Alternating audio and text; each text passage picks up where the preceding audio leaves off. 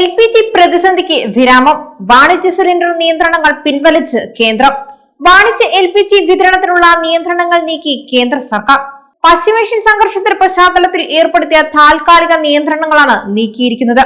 ഇക്കാര്യം ചൂണ്ടിക്കാട്ടി സംസ്ഥാനങ്ങൾക്ക് കേന്ദ്രം കത്തയച്ചു. കേന്ദ്ര പെട്രോളിയം മന്ത്രാലയത്തിന്റേതാണ് തീരുമാനം.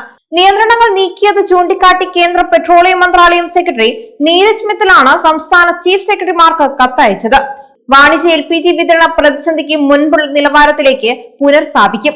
പെട്രോൾ, ഡീസൽ എന്നിവയുടെ വിലയിൽ പെട്ടെന്ന് കുറവുണ്ടായില്ലെങ്കിലും വാണിജ്യ ആവശ്യത്തിനുള്ള പാചകവാതകത്തിലും വ്യോമയാന ഇന്ധനത്തിലും വില കുറയ്ക്കാനാണ് സാധ്യത.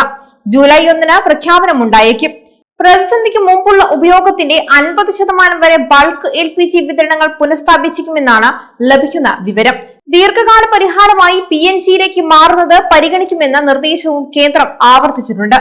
അതേസമയം വില വർധനവ് പിൻവലിക്കുന്നതുമായി ബന്ധപ്പെട്ട നിലവിൽ നിർദ്ദേശങ്ങളൊന്നും വന്നിട്ടില്ല. പെട്രോളിയം വിതരണ കമ്പനികളുടെ യോഗത്തിലായിരിക്കും ഇക്കാര്യങ്ങൾ തീരുമാനങ്ങൾ പ്രഖ്യാപിക്കുക.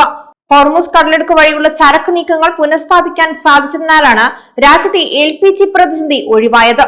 വാണിജ്യ സിലിണ്ടറുകളുടെ വിലയേറിയതോടെ ഹോട്ടൽ ഭക്ഷണത്തിലും ചെലവേറിയിരുന്നു. യുദ്ധകാലത്ത് എണ്ണ കമ്പനികൾക്ക് ആശ്വാസം പകരുന്നതായിരുന്നു പെട്രോൾ, ഡീസൽ എന്നിവയുടെ എക്സൈസ് ഡ്യൂട്ടി കുറച്ച തീരുമാനം കേന്ദ്ര സർക്കാർ പുനഃപരിശോധിച്ചേക്കും. ഡ്യൂട്ടി കുറച്ചതിലൂടെ വൻ നഷ്ടമാണ് സർക്കാർ നേരിടുന്നത്. ക്രൂഡ് വില കുറഞ്ഞ സാഹചര്യത്തിലാണ് തീരുമാനം തിരുത്തുന്നത്. അതിനുശേഷം മാത്രമേ പെട്രോൾ, ഡീസൽ വില കുറയ്ക്കാൻ ഇടയുള്ളൂ.